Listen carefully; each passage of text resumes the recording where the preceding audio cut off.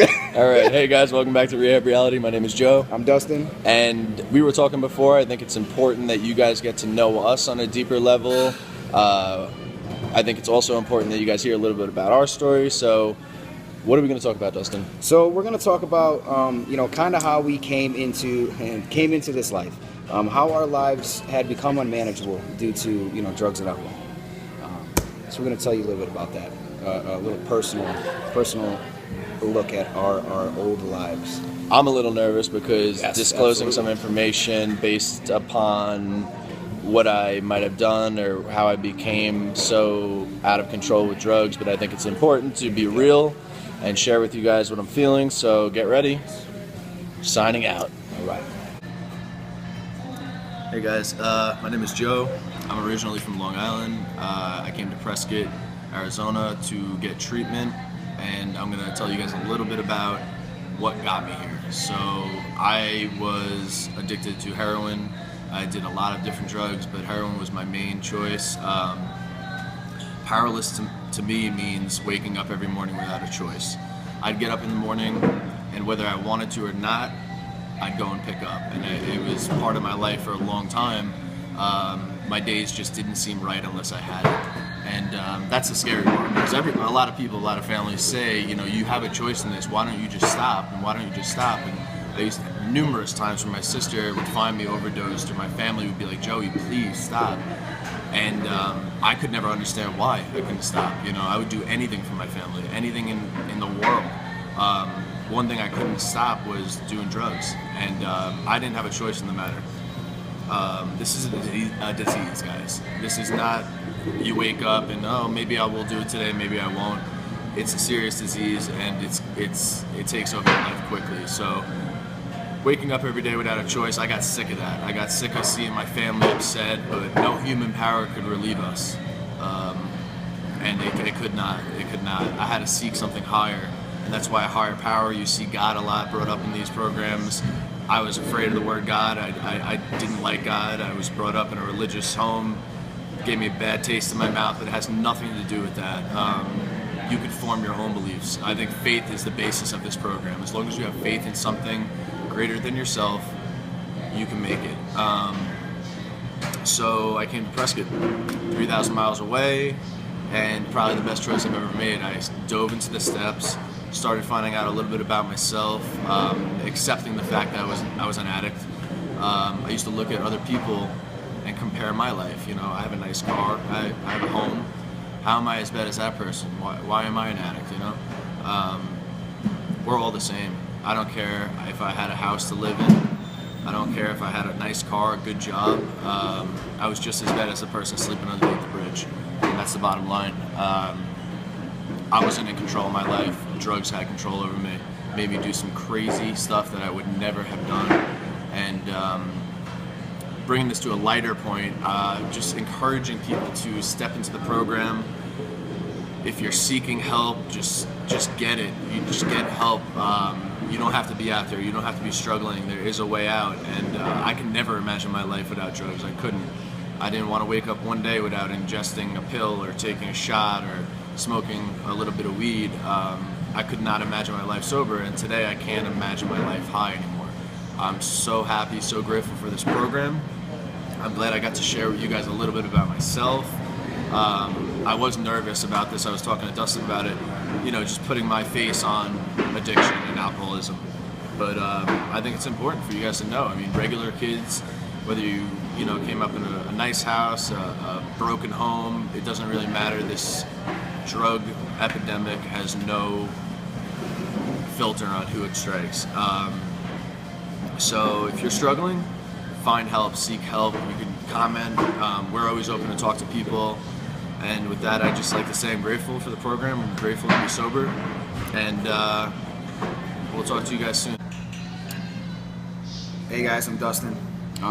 So my story on powerlessness and unmanageability in my life starts about 3.5 years ago.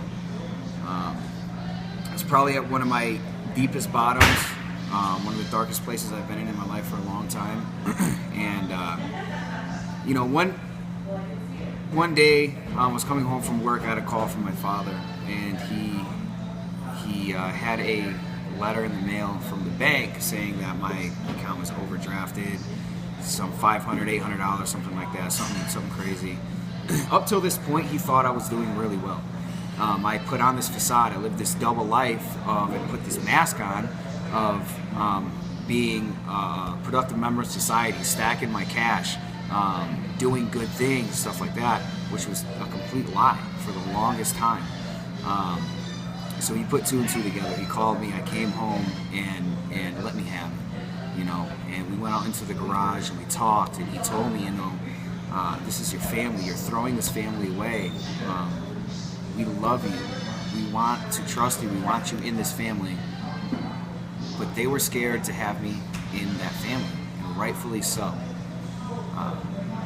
We talked a little bit longer, and we cried, and we hugged it out, and I said, you know what, Dad, I love you very much, and I love this family very much, and I want to do whatever I have to do to be a part of this family and do the right thing with my life, because I know I can, right? And he felt great, I felt great, it was all good, and I immediately went upstairs.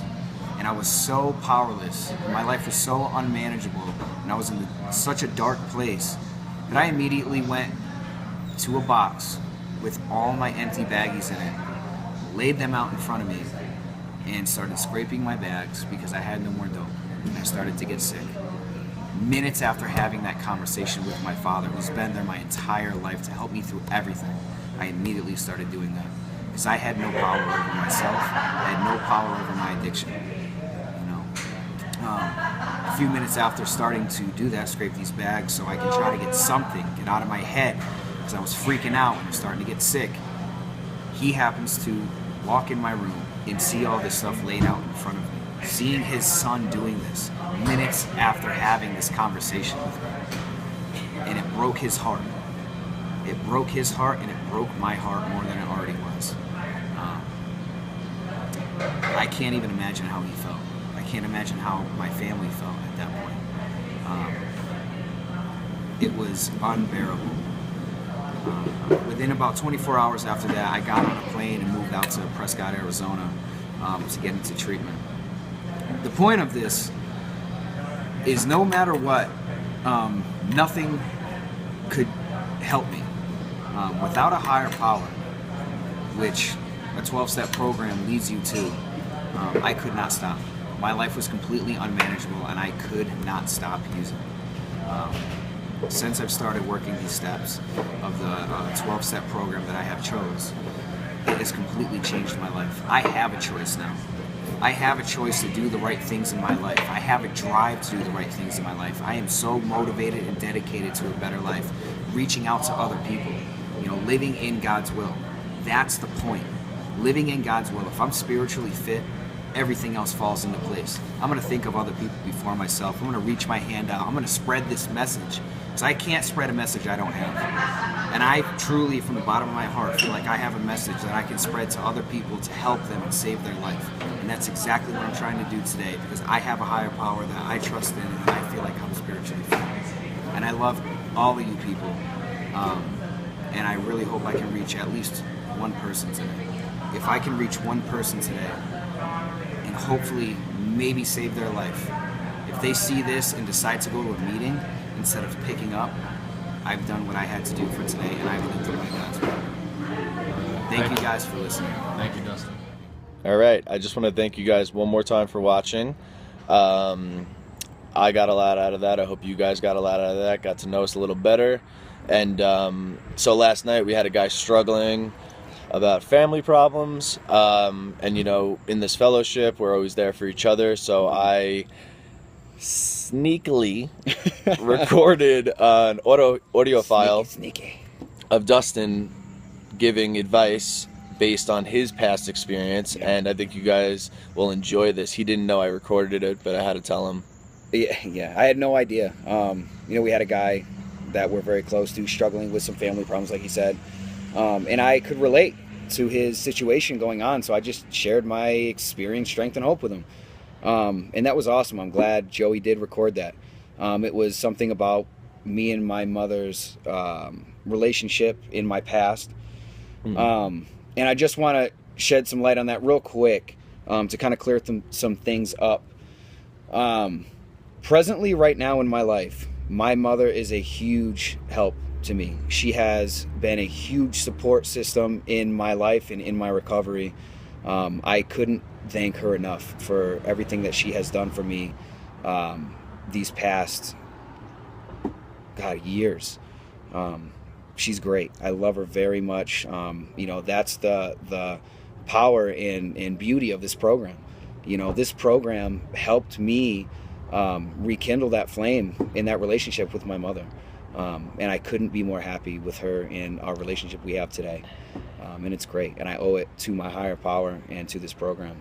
All right. Take a little listen, and we'll see you guys soon. Make sure you subscribe. Yes. Notifications when you get the videos. All right. Have a good night. Love you. Understand to an extent. My mother left when I was young. That was her choice to leave.